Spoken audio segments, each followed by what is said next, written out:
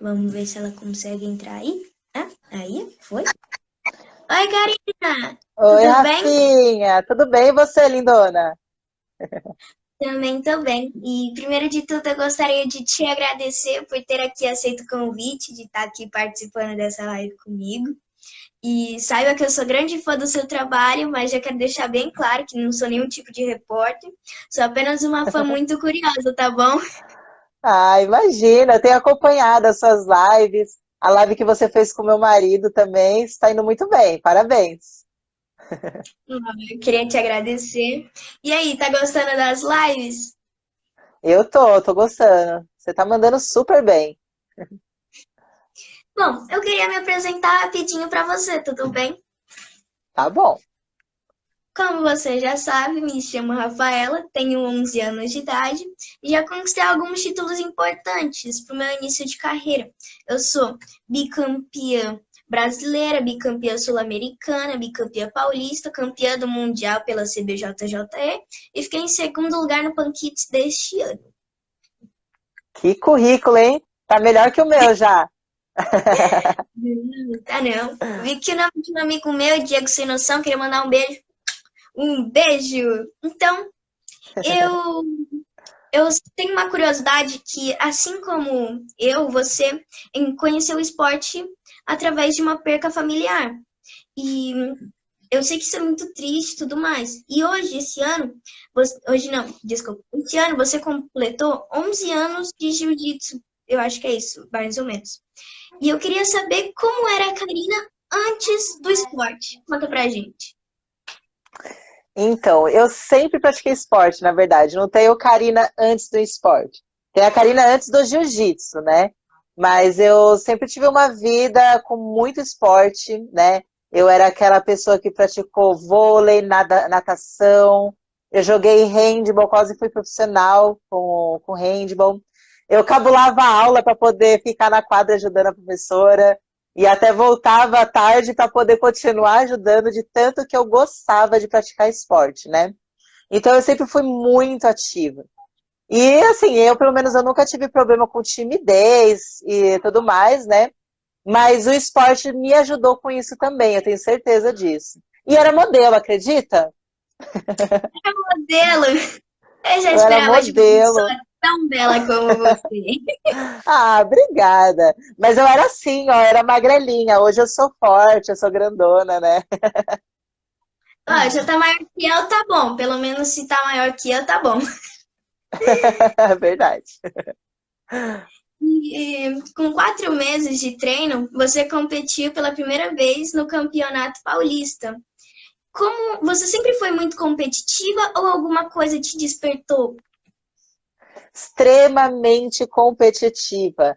Eu quero competir em tudo na minha vida, né?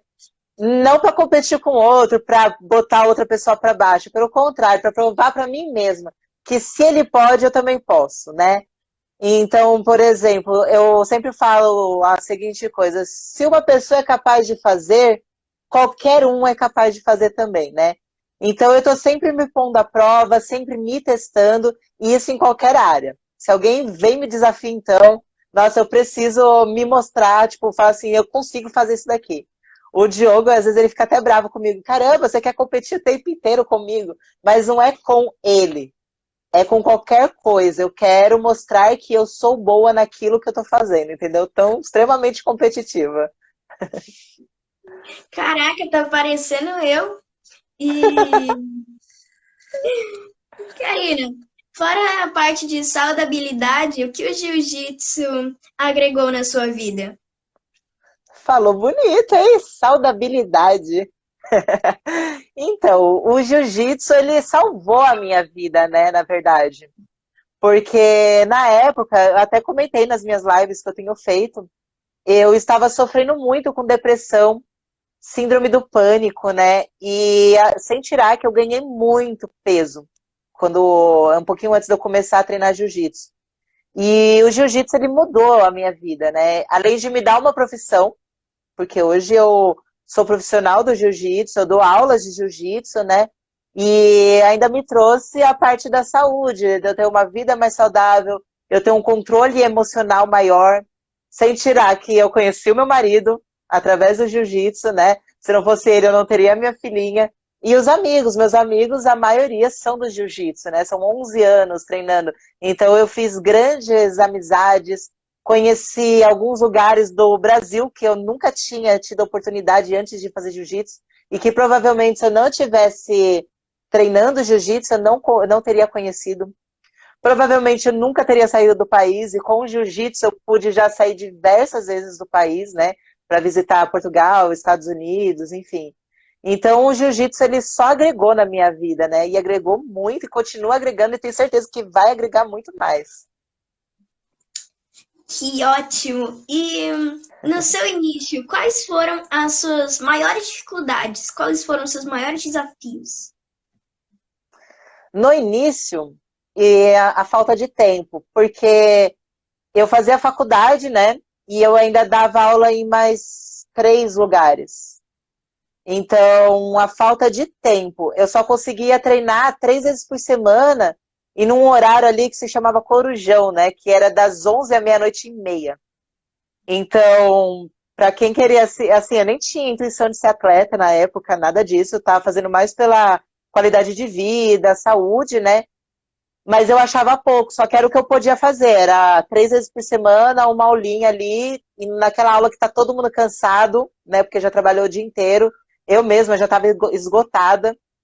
E campeonatos, na época, não tinha muitos, né? E os que tinham, a maioria não conseguia competir porque eu tinha que trabalhar. Então, no começo, o que eu senti assim de mais dificuldade foi a falta de tempo. Eu não tinha muito tempo para fazer as coisas. Eu devo imaginar, tá aqui, tá ali, pra lá. Meus amigos até E brincavam comigo, eles falavam que meu dia tinha 48 horas. De tanta coisa que eu fazia no dia, ainda conseguia treinar, conseguia fazer tudo, né? super-herói isso aí. Consegue dividir o tempo muito bem. Isso aí consegue.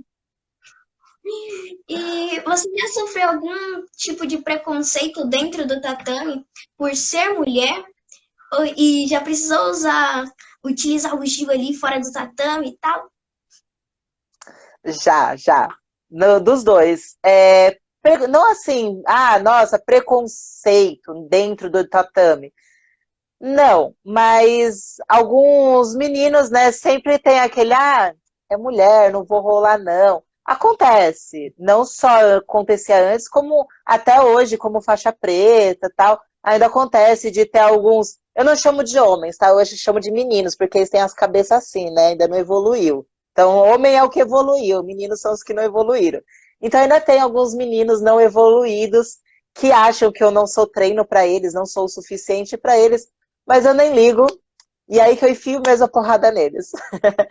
E Tem fora do assim tatame mesmo. já precisei. Fora do tatame eu já precisei, olha, 2 vezes para me autodefender e 2 vezes para defender outras pessoas que estavam precisando de ajuda na rua, né? 2 foi em caso de abuso, né? Quase me abusaram e aí eu tive que precisar me autodefender, né? Uma eu espanquei o cara. E aí as outras 2 vezes que eu precisei foi para defender uma mulher grávida que estava apanhando de um cara na rua, que provavelmente era o marido dela. E aí eu tive que botar esse cara para correr, mas antes eu machuquei muito ele. E o outro foi, eu fui ajudar uma menina de mais ou menos uns 16 anos, que tinha um cara atrás dela com uma garrafa quebrada, e ele ia machucar ela, e aí eu consegui desarmar ele e mobilizar até a polícia chegar. Essa aí é super heroína. Essa aí tem meu respeito, minha confiança, tem tudo. Obrigada. E ainda nesse tema, né, de defesa pessoal, você tá iniciando um projeto de dar aula online de defesa pessoal. E se minha mãe tá aí na live, se liga só. Conta um pouquinho mais pra gente sobre isso. Meu, esse projeto é muito legal, né? Aproveitando que as meninas, a maioria das pessoas não estão podendo treinar, não tem onde treinar, né? Todo mundo tá assim. Eu desenvolvi uma metodologia para fazer o que eu já faço pessoalmente, só que online, né? Eu já dou aulas de defesa pessoal, já dou aulas de jiu-jitsu para mulheres, e aí teve a necessidade, as minhas alunas começaram a pedir para que eu começasse a fazer essas aulas online para elas continuarem treinando, continuarem tendo o atendimento, né? E aí eu decidi que eu não queria deixar só para elas, eu queria expor para todo mundo, né? Então eu estou gravando já as aulas e em breve eu vou estrear esses aulões, né? Essas aulas online. Vai ter aulas gratuitas também, então fiquem ligados que logo, logo eu vou anunciar quando vai ser essas aulas e vai ser muito legal. E outro motivo, assim, que fez eu falar assim, preciso fazer isso urgente, foi porque tá saindo muita matéria, né, falando sobre as mulheres, que está crescendo muito o número de violência doméstica, né? As mulheres não estão podendo falar com outras pessoas, não estão recebendo ajuda, né? E por isso aumentou o número de violência doméstica, e isso me deixou muito preocupada. E a necessidade como professora, educadora, é ensinar, né? Eu tenho essa necessidade de ensinar. Então eu tenho a necessidade de ensinar essas mulheres a se defender.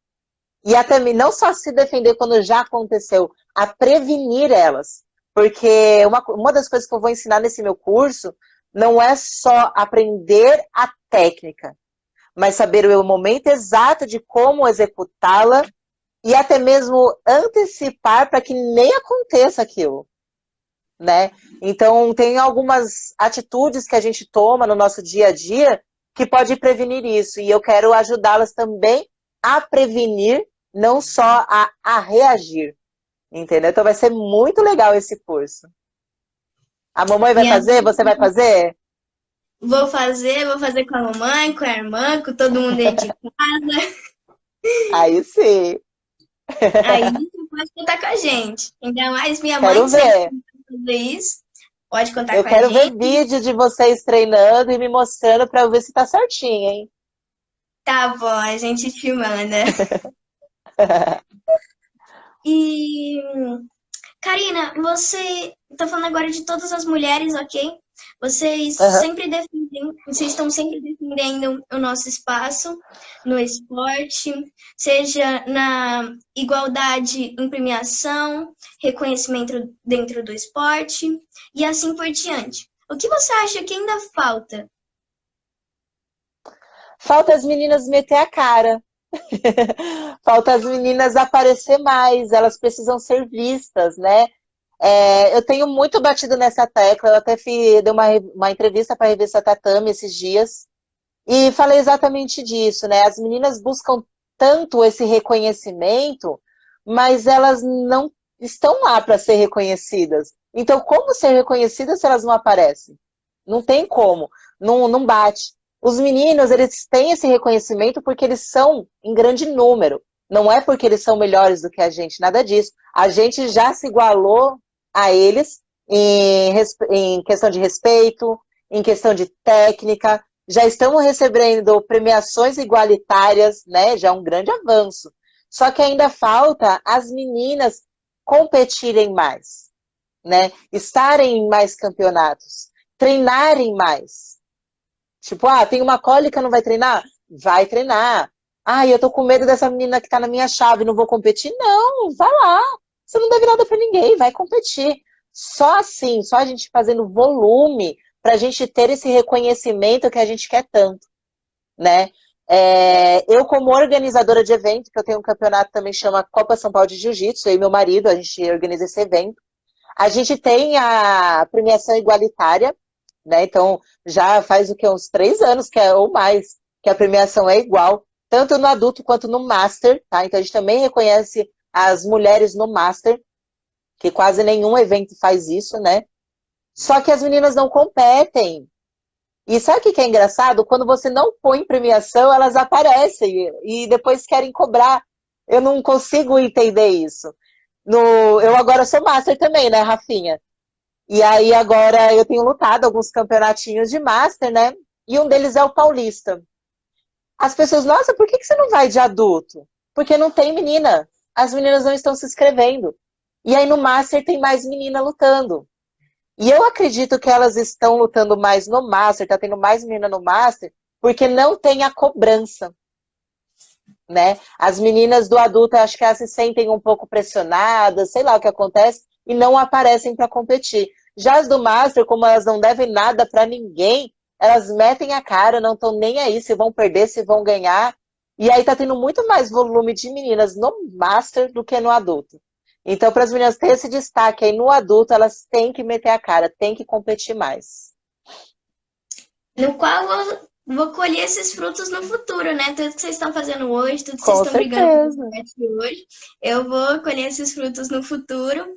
E eu tive o prazer de fazer uma live com a Nika, no qual ela é uma Uhum. grande referência em dar aula para as mulheres. E você acha que requer uma atenção especial para esse grupo? Ah, depende. Que tipo de atenção especial você está dizendo? Tipo, vou falar o que acontece Uhum. realmente, tá? Tem Tá. meninas que querem treinar com homens por causa que acha que aquilo leva muito pro lado pessoal. Você acha que as meninas têm que ter uma atenção especial ali, tipo, menina só treina com menina no treino feminino, aí não mistura nada, é só aquilo. Então, tem dois lados, né? Essas meninas que buscam esses grupos de aula especial para as mulheres, sim, tem que ter um atendimento especial, porque tem algum motivo para elas estarem ali não querendo se misturar nas aulas mistas, né? Então, sim, tem que ter uma atenção especial, o formato da aula é um pouco diferente. É uma aula mais voltada para o bem-estar feminino, elevação da autoestima, né? A maioria das mulheres que vão buscar é para auto se defender, então eu tento buscar muito essa parte da autodefesa e também do condicionamento físico, porque eu tenho assim um gráfico, né? A maioria das mulheres que vão buscar as aulas de jiu-jitsu, principalmente femininas, não são meninas que querem competir. Então não vai ser uma aula de alto rendimento. São meninas que querem buscar um estilo de vida mais saudável, muitas vezes perder peso, né? Então essas aulas especiais para as mulheres têm que ser mais específicas para as necessidades dela.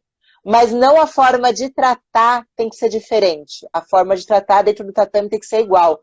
Porque eu acredito que dentro do tatame não existe gênero. Todo mundo é igual.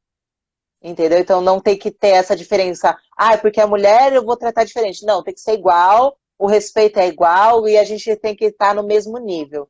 Mas o formatinho ali da aula tem que ser um pouquinho diferente, sim. Tipo, cuidando mais do bumbumzinho na nuca, a perninha mais durinha, o abdômen chapado, sabe? E tem algum campeonato que você já tenha lutado, mas tipo, talvez não tenha ganho, que você gostou muito de ter participado?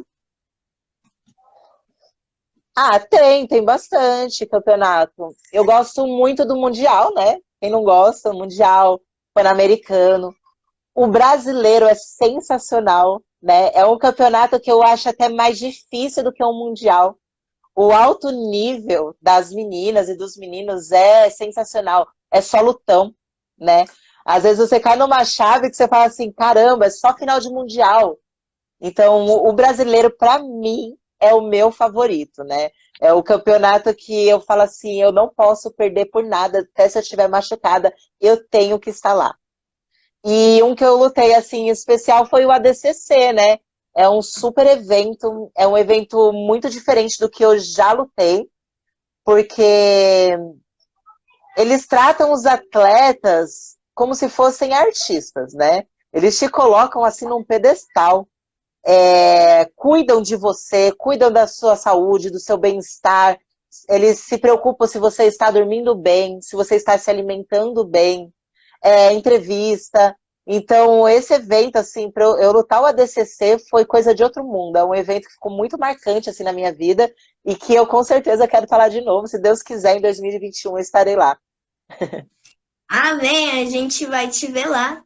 E você acha que o campeonato brasileiro perde em alguma coisa dos campeonatos internacionais? Ah, eu acho que não perde nada. Não perde nada. Pelo contrário, que nem eu falei, a qualidade às vezes é até melhor, principalmente das lutas, dos atletas, né? Porque no Mundial, mesmo sendo assim o campeonato que todo mundo quer lutar, não é todo mundo que consegue estar lá. Então, tem atletas de alto nível que gostaria de estar lutando no Mundial, mas não tem condições financeiras para estar lá, ou o visto não foi aprovado, né? Enfim. E no brasileiro, meu, é atleta do Brasil inteiro, não só do Brasil, mas também tem muitos atletas de outros países que vêm para cá para lutar, porque sabem a qualidade que é o evento. E é um evento grandioso, tanto que ele dura uma semana inteira de evento. E os únicos eventos que duram uma semana assim é o Mundial e o Pan-Americano, né? De tantos atletas que tem. Então eu acredito que o brasileiro não perde para nenhum outro evento. A qualidade dele, estrutura, enfim.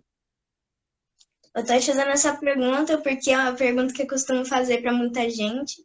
Tem gente que Aham, acha que ele perde, que não perde, por isso que eu tô fazendo para já tirar as dúvidas aqui, tá bom?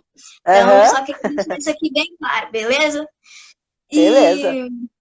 E você já explicou isso que a gente vai falar agora na sua live, mas explica isso aí melhor pra gente. Treino, competição, família, live e assim vai. Como você lida com tudo isso? Loucura, loucura, a vida é muito louca. Eu tô até usando um hashtag assim, ó, hashtag muita coisa acontecendo ao mesmo tempo. Porque é muita coisa acontecendo ao mesmo tempo, né? E, que nem eu te falei, lá no começo eu já era assim, né? Eu sempre fui uma pessoa muito ocupada. Faculdade, eu nunca, tipo assim, tive alguém pagando minha faculdade, então eu sempre tive que me virar, trabalhar, ajudar minha mãe em casa. Eu comecei a minha faculdade, eu tinha acabado de fazer 17 anos, né? Eu me formei com 21 anos, então eu me formei super nova. E desde pequena eu já aprendi que para eu poder conseguir as coisas, eu tinha que traçar uma meta e organizá-la para depois executar. Então não adianta eu ter um projeto, ter um sonho e não traçar uma meta de como eu vou atingir esse sonho. E é a mesma coisa no dia a dia. Eu tenho que planejar, eu tenho que traçar o que eu vou fazer, planejar para depois executar. E como que eu vou fazer isso? Organizando. Então, ó, agenda do celular, né? Eu tenho uma agendinha que ela é online, e eu gosto de usar a do Google, vou até fazer propaganda, mas tem outras, eu uso muito a do Google, porque fica com o meu computador. Se eu perder o celular, se eu for roubada e eu pegar um outro computador, um outro celular, a minha agenda vai continuar lá, eu não vou perder nada dela. E lá eu coloco tudo, coloco até os momentos que eu tenho que ficar com a minha filha, porque se eu não colocar, acaba passando batido. E vou te falar uma coisa, Rafinha, nessa quarentena não mudou nada. Continuo com a minha agenda. Essa live nossa estava lá na agenda. Agenda com a Rafinha em destaque, porque eu sabia que não ia ser as minhas lives normais, então tem que estar lá em destaque para eu não esquecer, né? Então tudo que é importante eu destaco na minha agenda e vou ticando, vou dando um ok, né? Ah, eu consegui fazer tal coisa, dou um ok. Por que que eu dou esse ok? Como se fosse uma recompensa por eu ter conseguido executar aquela minha missão naquele dia. Então eu sempre vou lá e dou um ok. E os que eu não consigo fazer, eu não apago, eu mantenho até eu conseguir executar aquela função que eu tinha que fazer. Aí só assim para poder conseguir fazer o que eu tenho que fazer no meu dia inteiro, né? Sem tirar que eu levanto muito cedo, eu levanto em torno de 5, 5 e meia da manhã e vou dormir lá para 1 e meia da manhã. Então, assim, meu dia tem que ser mais longo, eu tenho que dormir menos para conseguir executar todas as tarefas do dia, né? É muita coisa. Ainda bem que a gente tá aqui nessa live arranjou um tempo pra mim, aí a gente tá aqui fazendo ela. E E ó, quem quiser as dicas mesmo de como eu faço isso, marmita, eu fiz uma live especial sobre isso. Você acompanhou, Rafinha, ou não? Você estava fazendo live também no dia, provavelmente. eu acho que É, é. aí, quem quiser acompanhar essa minha live, que eu só falo sobre isso, tem no meu canal do YouTube, tá? Que é Karina Sante BJJ. Aí segue lá que todas as minhas lives ficam salva. Até essa daqui também vai ficar salva lá depois, para quem quiser. Tá vendo, gente? Propaganda do canal dela, tem que ser assim mesmo. E, e quando o jiu-jitsu virou um projeto na sua vida? Virou um dos projetos, desculpa. Olha, foi quando eu estava na faixa roxa, né? Eu, na faixa roxa, eu ministrava aulas para minha escola, né? Eu trabalhava numa escola pública, eu dava aula de educação física, né? Eu estava no meu último ano de faculdade. E ali surgiu também um patrocinador na época, que ele pegou e falou assim, olha, eu não quero mais que você trabalhe, eu quero que você viva do jiu-jitsu. e para isso eu vou te pagar um salário. Aí eu peguei e falei assim, nossa, é esse o momento. Eu já estava quase para pegar a faixa marrom. Então eu parei de dar essas aulas na academia, né? Na academia não, na escola. E aí eu foquei só em treinar e também comecei a dar aulas de jiu-jitsu feminino nessa época também. Porque eu comecei a ver a necessidade das meninas, né? Na escola também tinha muitas meninas que reclamavam dos assédios dos meninos. Daí eu peguei e falei assim, meu, eu preciso tentar ajudar elas. E ao mesmo tempo eu aproveitei, porque para poder dar aula você tem que treinar o dobro, né? Eu não vou chegar e vou começar a dar uma aula, não é assim que funciona. Então você tem que treinar muito mais, você tem que ficar muito mais técnicas, tem que pegar como planejar uma aula. Então foi na faixa roxa para a faixa marrom que eu falei assim, é do jiu-jitsu que eu quero viver. Tanto dando aulas, como atleta também. E nas faixas coloridas, qual a mais te marcou? Olha, foi da faixa roxa e a faixa marrom. Foram as que mais me marcaram. A faixa marrom, principalmente porque foi aonde eu comecei a ter o reconhecimento como atleta que eu queria, né? Que eu comecei a ter mais destaques em campeonatos, que eu lutei meu primeiro mundial. Eu só lutei 2 mundiais até hoje, né? Um na faixa marrom e um na faixa preta. E aí foi bem marcante. Eu comecei a lutar uns eventos grandes, seletiva para ir lutar o Mundial em Abu Dhabi, que antes tinha aqui, né? Coisa que eu nunca tinha lutado antes. Minha primeira seletiva para DCC, também foi de faixa marrom. E então foi aonde assim foi bem marcante, principalmente porque eu comecei a ter o reconhecimento como atleta profissional. Ó, entre todos os seus anos de competição, eu selecionei 2017 e 2019, onde você ganhou muitos títulos. Entre todos, tem algum que você julgue especial e o porquê? O europeu. O meu primeiro título europeu em 2017, 2018. Foi a primeira vez que eu fui para a Europa, que era um sonho, né? Nossa, eu preciso lutar o europeu. Eu ganhei uma seletiva aqui em São Paulo, no qual eu ganhei a passagem para ir lutar. Então, assim, eu cheguei muito preparada, ainda mais sabendo que tinha uma adversária. Eu posso citar nomes? Era a Jessica Flowers. Eu e a Jessica Flowers, a gente lutou da faixa, acho que da faixa branca até a faixa roxa. Eu apanhei muito da Jéssica, mas muito. Ela já quebrou braço meu. Ela é uma atleta, assim, ela é muito forte e muito boa, tanto de jiu-jitsu como de queda. Então eu tinha muita dificuldade dela e eu já tinha perdido muito. E aí eu vi ela lá e eu falei assim, eu preciso lutar com ela, porque já desde a faixa roxa até a faixa preta a gente não tinha lutado mais. E eu sabia o quanto eu tinha evoluído daquele tempo para até a faixa preta, né? Aí eu falei assim, eu preciso lutar com ela. E eu fui e me inscrevi. Eu, na época, eu tava de meio pesada, eu me inscrevi na categoria de cima para lutar com ela. E eu ganhei dela.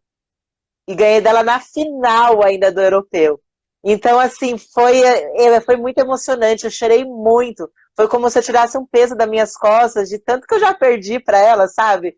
Não foi nem a emoção do título, foi a emoção de ter ganhado para ela. Não para ela, mas do jiu-jitsu dela, né? Porque eu já apanhei muito dela. Então, assim, foi muito marcante ganhar o meu primeiro título europeu. E depois, no ano seguinte, eu ganhei dela de novo em mais uma final de europeu, então eu fiz o meu bicampeonato europeu 2 anos seguidos. Então foi 2 eventos aí super marcantes que foram os europeus e que são meus únicos títulos assim de campeã fora, né, do país, meus títulos internacionais. Eu tenho vice em mundial, vice-campeã pan-americana, eu tenho vice-campeã mundial 2 vezes, mas de campeã foi só o europeu 2 vezes, e aí é bem marcante para mim esses eventos. E como foi lutar com a Gabi Garcia, onde eu acho ela muito grande, muito forte. Eu acho que eu imagino assim, né? Tipo, se eu ficar perto dela, eu devo sumir, desaparecer. Você deve ser a palma da mão dela. Isso! E olha que eu sou grande. Eu perto da Gabi eu fico pequenininha, viu? Ela não é só grande assim de largura, ela é muito alta. O meu marido é alto. ela deve ser do tamanho do meu marido ou mais alto que ele. Ela deve ter ali 1,98 m para 2 metros de altura. Então o tamanho dela, assim, de altura já é assustador, né? Ela é muito grande. Mas, não vou falar que é impossível, porque nada na vida é impossível, mas é bem difícil, assim, lutar com a Gabi, né? Ela evoluiu muito o jiu-jitsu dela, tanto que na minha final do Pan-Americano com ela, ela me chamou de meia guarda. Né? O pessoal fala, mas ela, meu, ela não chama. Ela chama, gente, ela me chamou de meia guarda e me raspou. Me raspou na força e na técnica. Não foi só, é grosseira, nada disso. Ela me raspou na força e na técnica. Então, assim, é difícil lutar com a Gabi, mas nada é impossível. Gosto muito de lutar com ela, né? Eu já fiz 2 finais com ela, que foi a final do Pan-Americano do ano passado e a final da DCC. Era um sonho lutar com ela e eu vou continuar lutando com ela quantas vezes precisar, porque eu gosto. Sem tirar que me dá uma mídia eu lutar com ela. Toda vez que eu luto com ela, eu ganho pelo menos uns 2.000 seguidores.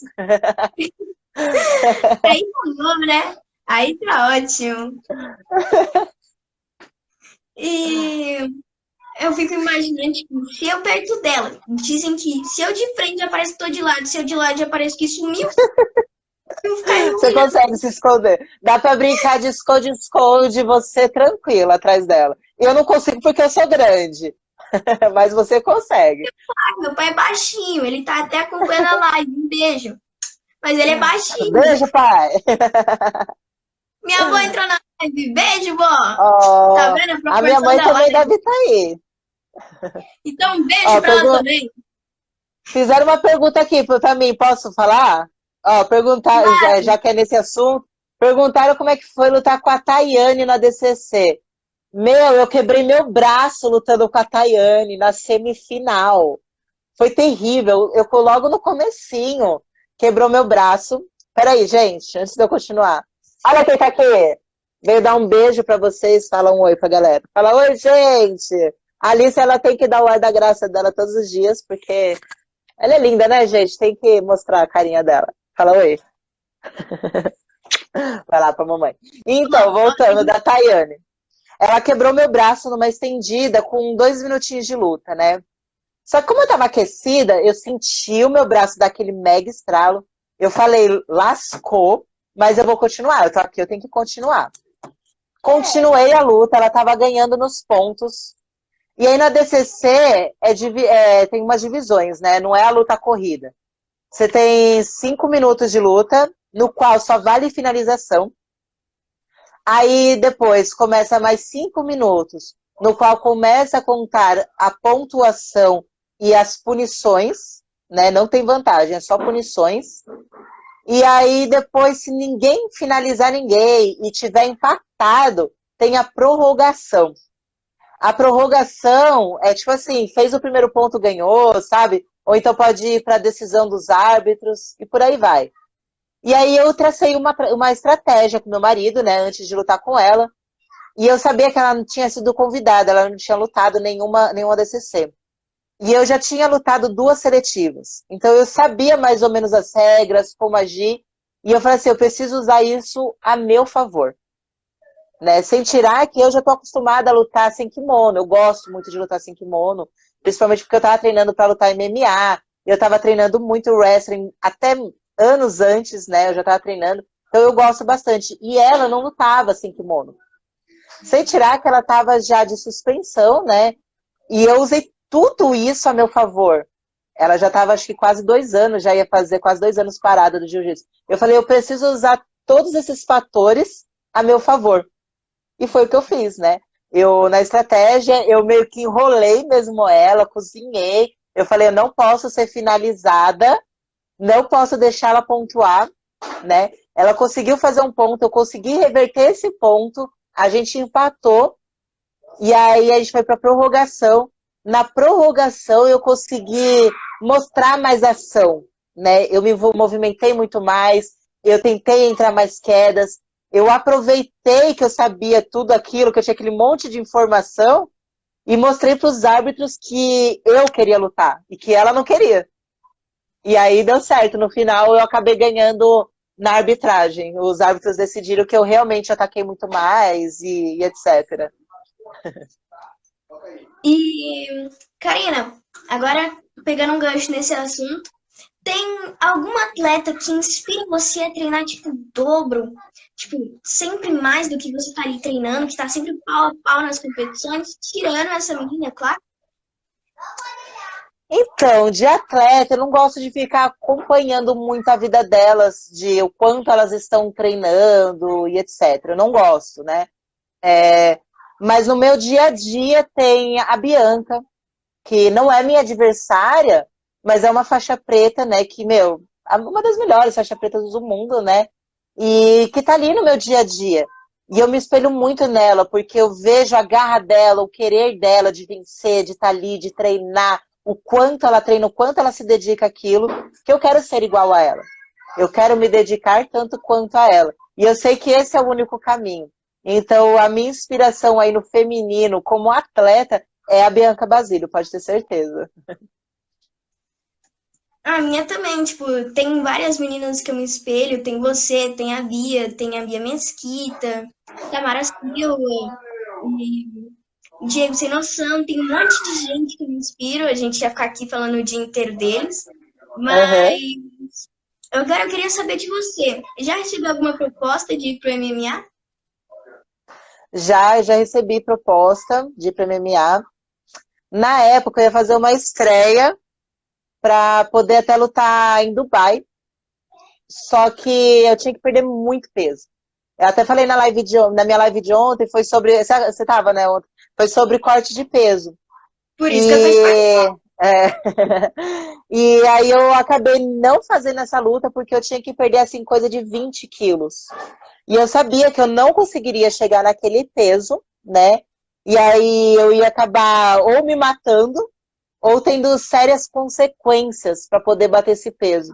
E eu decidi que não valeria a pena, né? Porque eu tenho uma filha que depende de mim. Então, tipo assim, eu não posso deixar ela aí por causa de, às vezes, dinheiro. Ah, US$ 7.000. Tá, US$ 7.000 é um dinheiro que eu poderia, que eu preciso. Bom, com certeza, eu preciso de dinheiro. Só que sem a minha saúde, eu não consigo fazer nada. Então, eu dei prioridade na minha saúde ao invés de lutar esse evento e estrear, porque não dá. Enquanto não tiver uma categoria que eu consiga lutar e baixar peso com qualidade de saúde, eu prefiro não lutar o MMA. Quando tiver essa categoria extra aí, que ainda não tem, aí sim. Você acabou de matar a minha próxima pergunta, que seria se Ah, tivesse uma categoria para você, se você ia querer lutar. Você acabou oh, de com matar ela. certeza. Com Você acabou de... certeza. A Gabi mesmo, a Gabi ela luta, ela tem o contrato lá no UFC. A Gabi ela é muito mais pesada que eu e ela tem luta, né? Só que não é uma categoria, é luta casada, né? Então, assim, por exemplo, se um dia surgir uma oportunidade, quem sabe até não luto contra a Gabi, por que não? Se eu tiver treinada, eu aceitaria, só que daí eu vou ter que ganhar peso, né, pra poder me igualar a ela, porque com o meu pezinho de chassi de grilo aqui, que eu fico do lado dela, não dá. Aí eu teria que fazer o trabalho que eu fiz pra DCC de ganhar 10 quilos, aí eu consigo lutar com ela. Mas, por exemplo, eu lutaria com a Gabi com uns 85 quilos numa boa, se eu estiver bem treinada, com certeza. Agora, se surgir uma categoria, por exemplo, até 75, 70 quilos. Eu consigo chegar porque eu já tive esse peso. Então eu sei o trabalho que eu vou chegar lá para lutar e eu consigo, uns 10 quilos. Dá para chegar, entendeu? Agora 20 não, 20 quilos é exagero. É quase uma outra pessoa, uma outra Karina. Nossa, É o tipo, peso da minha filha. na minha categoria é sempre muito difícil encontrar meninas exatamente por causa do peso e pela minha Uhum. altura. Então eu tô sempre tendo que lutar numa categoria acima, onde eu tô lutando com meninas maiores, mais pesadas. E isso eu acabo ganhando experiência e eu tenho que dobrar isso, ganhar delas com a técnica, que eu acho isso muito legal, que é até aquele ditado Uhum. onde a técnica supera a força. E acabei mudando o ditado é outro, mas eu mudei para esse sentido. Aí A ficou bom. gente entendeu. É isso aí. O ditado é outro, mas eu mudei para cá. E já Alguma vez você ter brigado com o Diogo e de repente teve a oportunidade de fazer um rola com ele, e aí você acabou se aproveitando ali da oportunidade, deu um amasso nele aqui, daquela porradinha, sabe? Já teve. Mas o Diogo, ele não assume as coisas, é muito engraçado. Ele odeia apanhar pra mim. Teve uma vez, foi ano passado, eu tava treinando pra DCC. Aí a gente tava fazendo um específico, né? E aí caiu nós dois pra fazer o específico, de passar e raspar. E eu raspei ele. Aí sabe o que que ele fez? Ele voltou pra fila assim, tá grávida, né, gente? Tem que deixar. Acredita? Ele não assumiu que eu raspei ele com majestade. Tipo assim, raspei de verdade, sabe? Ele não assume. E teve uma vez que eu tinha acabado de voltar a treinar depois que a Alicia nasceu. Tipo, fazia uns 3 meses que eu tinha treinado. Ele deu um vacilo que eu cheguei nos 100 quilos e encaixei um estrangulamento nele. Ele, pra não bater, sabe o que que ele fez, Rafinha? Ele saiu me dando soco. Ele apelou. Ele apelou pra poder sair de qualquer jeito e eu, tipo assim, me assustar com aquilo e soltar o golpe pra não bater. Ele não admite apanhar de mim. Acredita nisso? Parece alguém dentro de casa que eu conheço, sabe? Mas eu me vingo na medida do possível. Eu boto ele pra lavar uma louça, eu que faço a preparação física dele. Então eu lembro dessas situações quando eu vou montar a preparação física dele. Vai dormir no sofá, tem tudo É, isso. vai ficar sem comida. Eu falo, ó, você não cozinha, eu cozinho, você vai dormir com fome hoje. Me lembra alguém aqui em casa, sabe? Tipo, briga de mãe e pai. É bem isso, só Uhum. que dentro do tatame. É bem isso aqui em casa. A gente usa o que tem, né? Aí vai ali, vai naquele jeitinho maroto.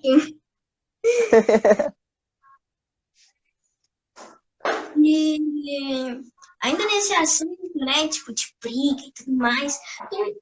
Como que, na verdade, a gente vai mudar um pouquinho de briga, desculpa, mudei aqui o assunto. Tá, A gente vai sair desse assunto de briga e agora a gente vai ir pra pandemia, tá bom? tá. Eu vejo que sempre você e o Diogo, quando tá sempre ali interagindo nesse momento de pandemia, como vocês conseguem estão organizando isso, tipo, pra como isso tá dando retorno da galera? O que a galera tá achando disso, de tudo que vocês estão fazendo? A gente faz reuniões diárias, né? Ele com a equipe dele, eu com a minha, e depois a gente junto também, né? Para ver o que dá para fazer nesse momento. Usar muita criatividade e, claro, copiar das pessoas o que elas estão fazendo e que estão dando certo, né? E aí a gente vai testando, olha, tá dando certo isso, não tá. A galera, nossos alunos, eles vão dando feedback se estão gostando, o que não estão gostando, né? Eu mesma, eu fiz um desafio aqui que eu ia premiar os 10 primeiros, né, que fizessem os desafios e ninguém fez, né? Tipo assim, então tem algumas coisas e, meu, premiação incrível, tipo assim, pro pessoal, pros meus alunos. Só que tem algumas coisas que também a gente dá um tiro e que a gente acha que vai ser sensacional, que no final não dá certo, né? Então acontece também. E a gente vai usando isso como experiência, né? E a gente copia muito, né? Copia, lógico, de grandes equipes que têm feito e que têm dado certo. A gente pergunta para as outras pessoas. E as reuniões diárias, né? Essas reuniões diárias, eu dou o meu feedback do que está acontecendo na minha academia. Porque, assim, o meu segmento é diferente do dele. Eu não tenho jiu-jitsu na minha academia. Eu dou aula de jiu-jitsu, mas é na G13 HQ, né? E a minha academia é de musculação, ginástica e dança. A do Diogo é só jiu-jitsu.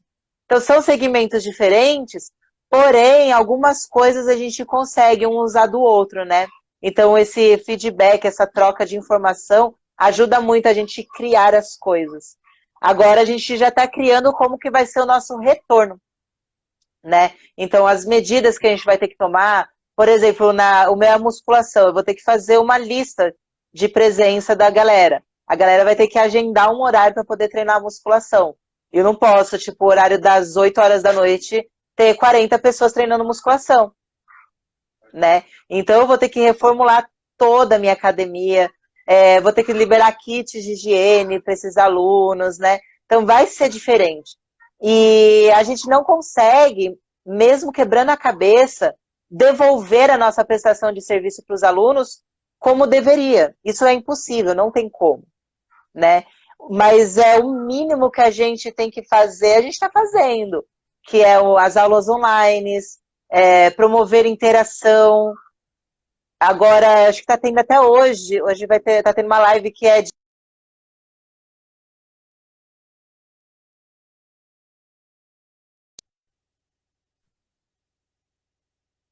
E aí eles estão com um chefe de cozinha ao vivo, ensinando como fazer esse novo frango com batata doce. E aí a galera tá fazendo essas receitas e o campeão vai ganhar um kit da Almeida JJ com kimono, mensalidade, enfim.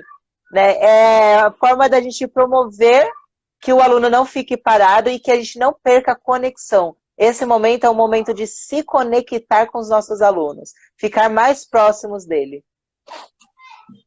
O Rogério Silva escreveu assim, ó. Na sua opinião, como será o retorno após a pandemia?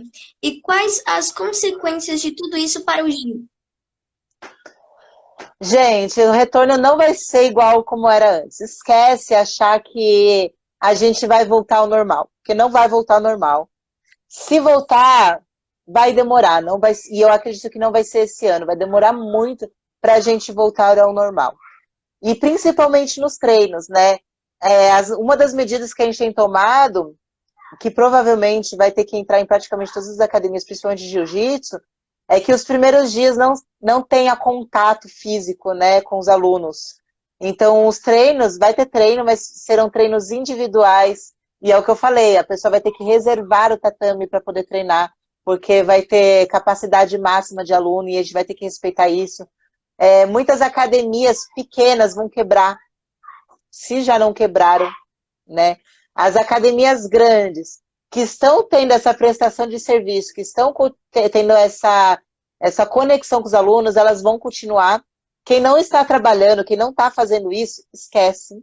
Difícil voltar a ter, porque a galera não vai conseguir voltar a treinar e vai ter que se remexer. Vai ter que fechar a academia 2 vezes por dia para poder fazer uma limpeza efetiva dos tatames, sem tirar o material de limpeza, material de higiene que a gente tem que disponibilizar, que não é barato. Então, as academias pequenas, elas vão ter que tirar uma verba que elas não têm. Né? Elas não têm de onde tirar para poder pôr álcool à la vontade para todo mundo. Não tem. Então, não vai ter como voltar tudo ao normal. Vai ser difícil. Vamos ver o que vai dar aí. Mas eu acredito que vai dar certo no final. Se Deus quiser, tudo vai dar certo no final. Essa pandemia vai passar. E aí a gente, com os poucos, vai conseguindo se adaptar. Uhum. Karina, a gente sempre tem alguém para se espelhar. Como você se sente hoje sendo o espelho para uma geração, tipo a minha? Eu tenho os meus espelhos. Já disse isso aqui várias vezes. Uhum. Eu gosto muito de ser o espelho de alguém, eu me sinto privilegiada, né? A gente sempre cresce se espelhando em alguém, né? Dificilmente a gente cresce sem ter alguma referência, né? E eu recebo muitas mensagens de meninas e até de antigas adversárias minhas falando que se espelha em mim, né? Isso me deixa muito feliz. Quer dizer que eu estou no caminho certo, que eu estou fazendo um bom trabalho e que, principalmente, eu estou ajudando o próximo. Quando entrei para a Faculdade de Educação Física, o meu intuito era esse, ajudar ao próximo, né? A melhorar, a fazer com que as pessoas tenham mais autoestima, que se sintam felizes, que tenham mais saúde. E se de alguma forma eu estou promovendo isso para alguém, cara, me deixa feliz, me faz sentir com dever cumprido, né? Porque é para isso que eu estou aqui, eu sou uma educadora. E educador tem essa função de ajudar ao próximo, né? Não só educar. Bom, surgiu aqui outra pergunta para a gente, do Jerry.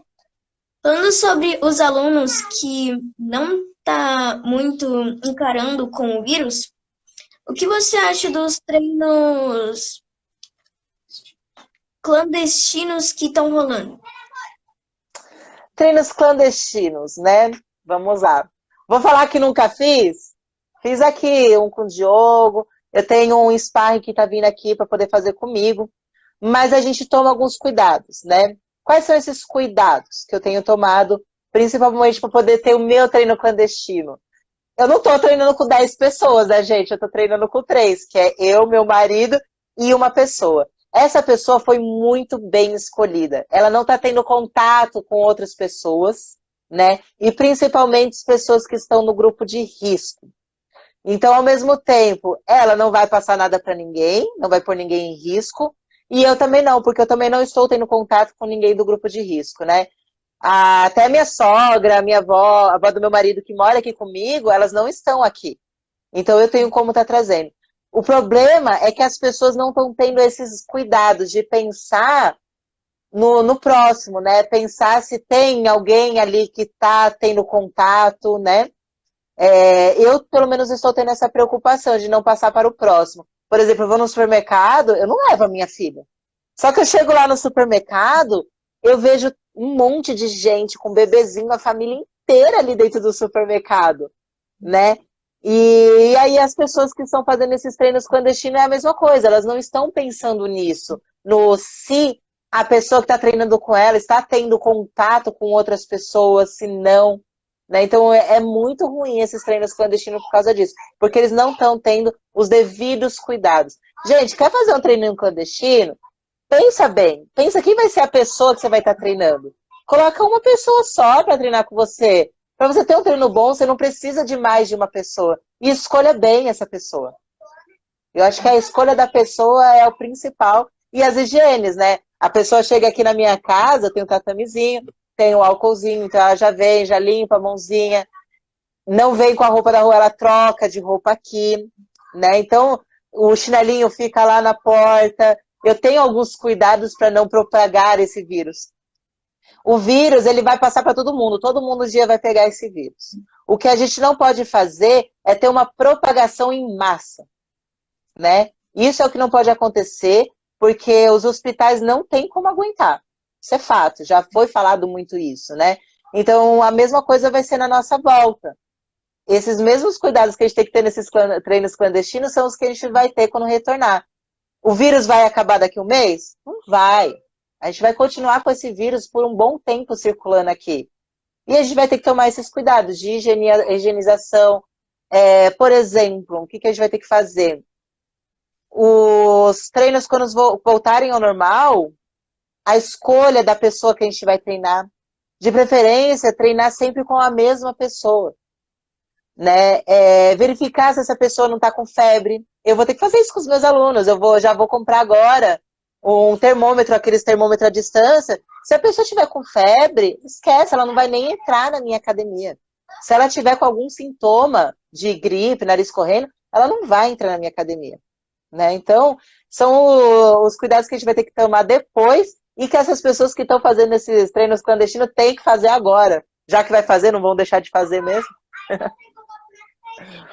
Que nem eu tô treinando em casa com meu pai. Só deixa eu ver aqui como a gente tá na hora. A gente tem exatamente 4 minutos a partir de agora. Tanto é que eu rolando com meu pai, ele deixou cair suor no meu olho propositalmente. Nojento, mas é necessário pra gente treinar. Bom, se quiser, lógico, a gente pode estar tirando uma selfie aqui antes da gente estar aqui encerrando a live. Vou tirar também. Então dá um sorriso aí. Agora de biquinho, hein? Eu gosto de tirar foto de biquinho. Aí sim, aí. E a última pergunta que eu acho que é a mais difícil.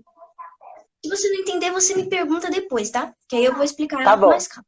E ela é a mais difícil. Queria que você me dissesse qual foi a sua sensação de ter visto a Alicia recebendo a faixa preta no seu lugar. Qual foi? Eu ainda não tive. Mas vamos lá. Vai ser difícil mesmo responder essa pergunta. Eu acredito que eu vou me emocionar muito, sabe por quê? Ela já tá treinando jiu-jitsu. E o primeiro grauzinho que ela recebeu na faixa, eu já fiquei assim, Nossa, minha filha tá com o grau da faixa, que emoção. Parecia que eu que tava recebendo aquele grauzinho. Então eu imagino que se um dia a Alissa receber essa faixa preta, que eu acredito que ela vai receber, nossa, eu acho que eu vou chorar muito, eu vou me emocionar muito mais do que eu me emocionei pegando a minha faixa preta, que eu estava grávida dela ainda por cima. Que foi muito emocionante pra mim, tipo, pegar a faixa preta barriguda. Então eu acredito que ver ela recebendo essa faixa preta vai ser muito emocionante pra mim. Porque eu acredito que todos os pais que são lutadores de jiu-jitsu querem ver seus filhos recebendo a faixa preta. E melhor ainda se for num pódio, né? Num pódio de mundial, quem sabe. Eu acredito que eu vou chorar, eu vou me emocionar e vai ser guardada aqui, ó, com carinho. Mas se você parar para pensar, ó, ela já recebeu, porque como você já disse, você recebeu a faixa preta quando você ainda estava grávida dela.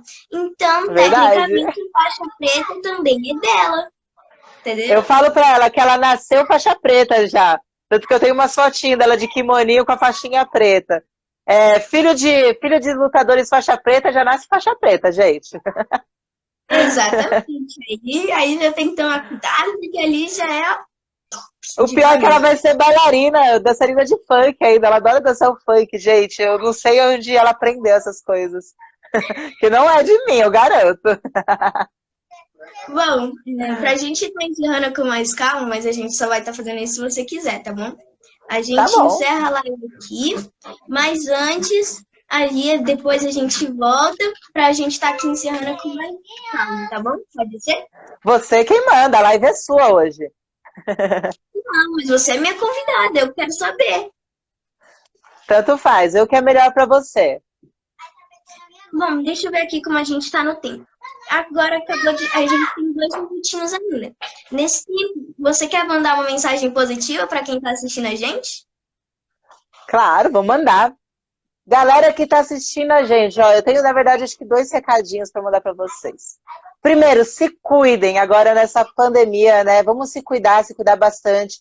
E principalmente cuidar do próximo, não olhar para si mesmo, né? Eu acho que esse é o momento mais importante, né? A coisa mais importante, que é olhar para o próximo. No começo aí da pandemia, eu via que muitas pessoas estavam assim, ai, mas eu não tenho nenhum sintoma. Tá, você pode não ter sintoma, mas você pode estar com vírus e pode passar para alguém. Ou esse alguém passar para você e vice-versa, né? Então, assim, vamos olhar para o próximo, ter preocupações com eles e principalmente ajudar quem está precisando, tá? Se você tem condições de dar 1 quilo de alimento, né? Ajudar com uma água, ajudar com kits de higiene também que eles precisam, ajude. Se você sabe que o seu professor está precisando, tem necessidade de também, o professor precisa pagar o aluguel, não acabou a dívida dele, e você consegue continuar pagando a sua mensalidade, pague, você vai ter esse retorno, pode ter certeza disso, não vai ser um dinheiro jogado fora. Então ajude o seu professor. E a segunda dica que eu dou, o segundo recadinho, se você tem um sonho, não desista, vá atrás, agarre ele com unhas e dentes e vá atrás dele. Trace uma meta e cumpra essa meta. Eu acho que deu seu tempo. Bom, galera, então a gente vai encerrar por aqui e já vai voltar porque nosso tempo tá acabando, tá? Então, ó, te vejo depois, tá? Porque nosso tempo tá acabando, temos 5 segundos, então até depois.